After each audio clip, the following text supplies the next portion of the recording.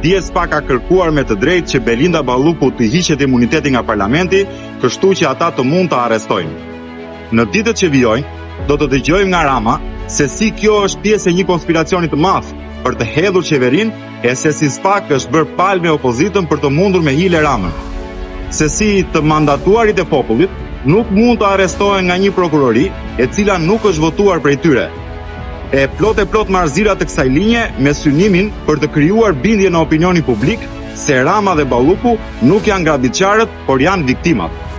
Të dashur miq, kur t'i dëgjoni këtë javë, kujtohuni se sot tuneli Llogaras është një aks i rrezikshëm për jetën e të gjithëve, sepse lekët e hekurit janë vjedhur. Plot 50 milion euro me një firmë. Teksa i dëgjoni, kujtohuni se rruga që do të shkurtonte distancën e Korçës me Tiranën u shemb në shiun e parë, pasi kishte kushtuar jo pak, por 400 milion euro. Kur t'i shihni teksa bëj si viktima, kujtohuni se ende sot paguajnë miliona në muaj për disa anije që nuk prodhojnë ose prodhojnë energji super të shtrejtë.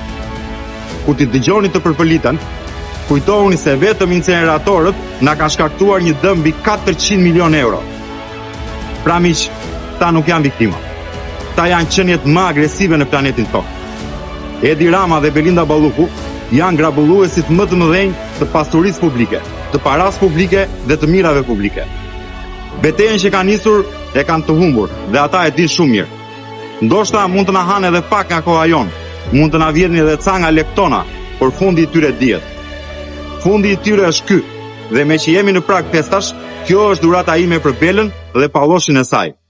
Ta haj burgun gëzuar.